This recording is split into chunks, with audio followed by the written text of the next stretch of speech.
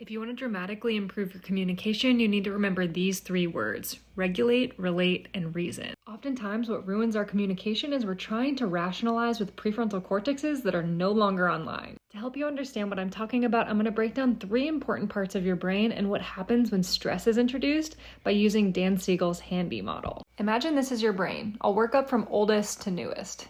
Your arm and wrist represents your brainstem and spinal cord, which really cares about your survival and takes care of things like your heart rate and breathing. Next, we have your limbic system, which is represented by your thumb.